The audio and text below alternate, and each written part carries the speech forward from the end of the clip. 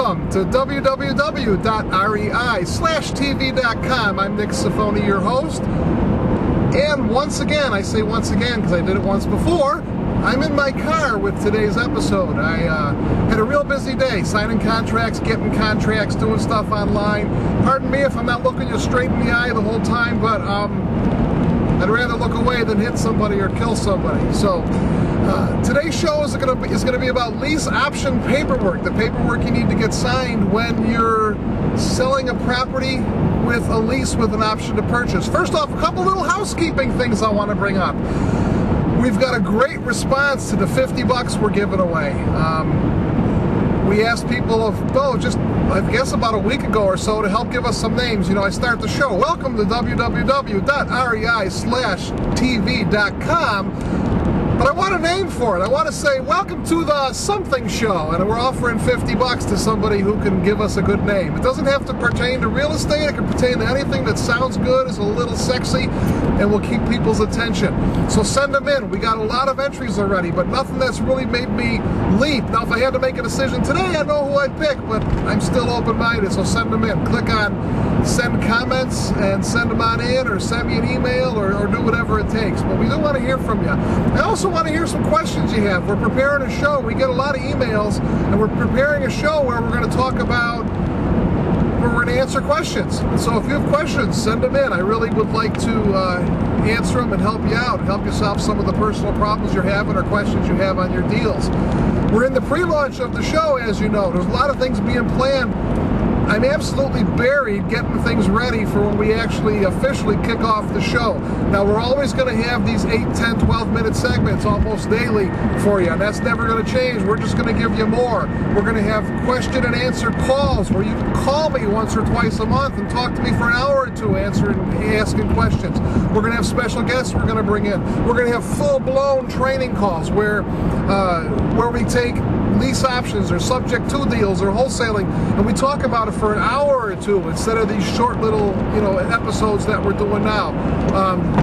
Maybe that'll get you a little more light, opening up the sunroof there. So that's all coming up on the official launch, so stay tuned. You really don't want to miss the stuff that's going on, because you'll be disappointed. I tell you, it's going to be a lot of good things. In any case, today I want to talk about lease options. I'm driving to a house right now, and as I was leaving the office, my wife, I saw my wife, and she was like, what the heck's all that paperwork? And I got a load of paperwork here. I mean, there's probably, there's a whole bunch of it. And it's not just one contract I have people sign when I take on when I sell a house lease to option, or when I take on a lease option tenant, and neither should you. Sometimes, when you're a new investor, you might be tempted just to run online and go to Google and type real estate contracts and take the first contracts that come in.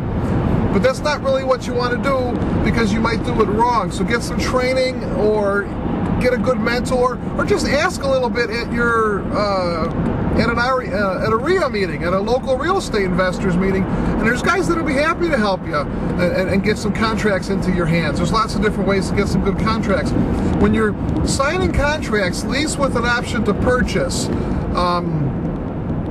you want to have a minimum of 3 contracts, 3 separate contracts. And I know that sounds odd, because a lot of people might tend to just go out, you can get a contract that's one contract, that's lease with an option to purchase. It's just one contract. You don't want to have them combined when you're selling lease with an option. You want to have a separate lease contract, a separate option purchase contract, and you should also have them fill out the purchase contract at the same time. Now, that's my opinion.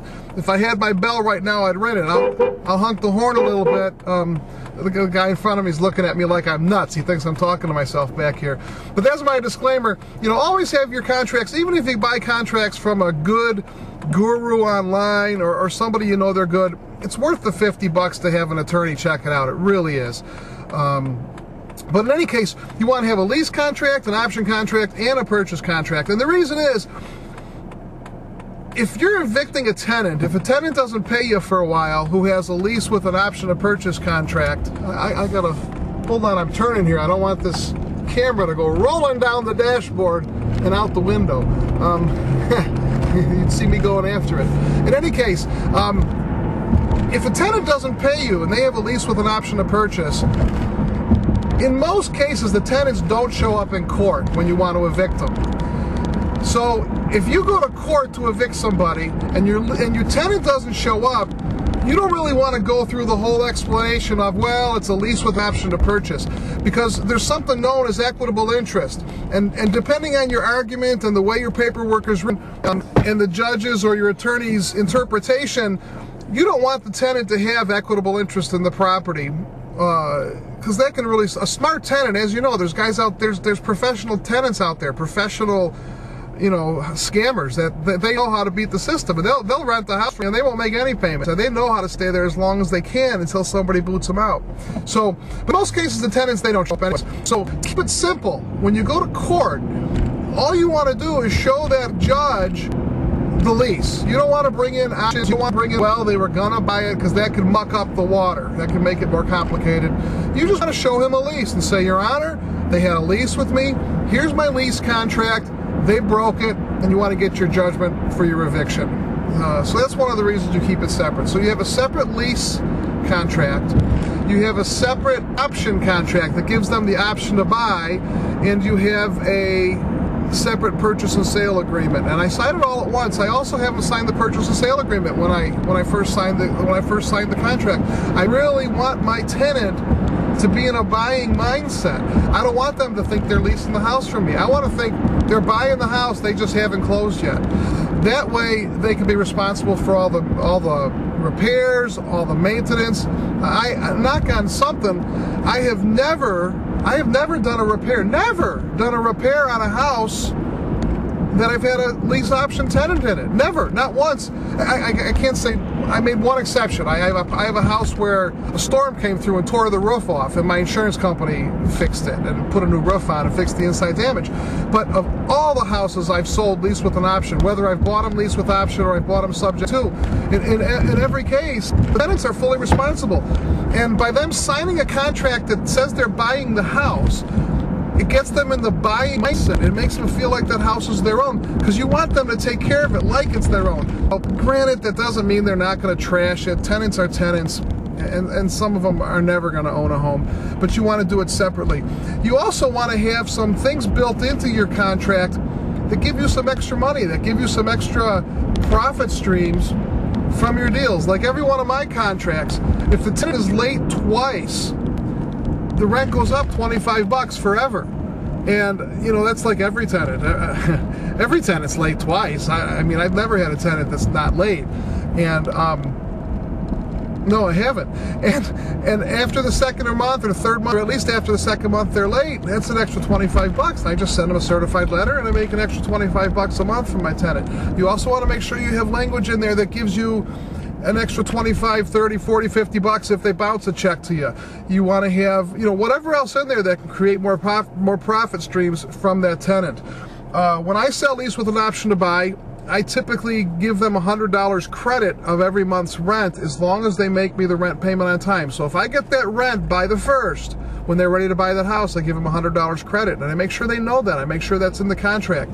That's not my idea. I actually got that from Wendy Patton, who is a very skilled and a very good educator on the whole lease option business. Wendy Patton, P-A-T-T-O-N. You might want to look her up online and you get some good information from her. She's who I learned a lot of my initial lease option, got a lot of my initial lease option education from. So you also want to have 2 separate sets of lease option paperwork. You want to have a lease option buying set and a lease option selling set. You want different clauses in your lease and in your option when you're buying than when you're selling. When I'm buying a house on lease option, I'm typically not late, but the contracts that I give to that seller, there's no late fee if I'm late. There's no NSF fee if I bounce a check. Now, I've never bounced a check to a seller, but you know, if I'm buying with a lease option, I don't want any of that stuff in there. I only want it in there if I'm selling. So you want to make sure that you have 2 sets, a pro-seller lease option set of paperwork and a pro-buyer lease option set of paperwork. So, you know, depending on whether or not you're buying the property or you're selling the property, you're always in the driver's seat. You're always in control of the transaction. So, I hope that was helpful today. I hope it didn't make you too nervous that I was driving. You know, I posted one once before when I was driving, and I got, oh my gosh, I got a handful of emails and comments saying, you know, I thought you were going to run off the road and all kinds of stuff. So obviously I didn't, and I'm still here. The Hemi Charger's still cruising ahead, and I haven't killed anybody yet, or myself, knock on wood. So again, thanks so much for listening. I hope you got something out of this. Keep sending in those suggestions for the name of the show. We want to say welcome to the ba-doop, ba-doop show, and you just replace ba-doop, ba-doop with whatever you think works. Thanks for watching again. I think I said that already. Have a great day. Go make an offer.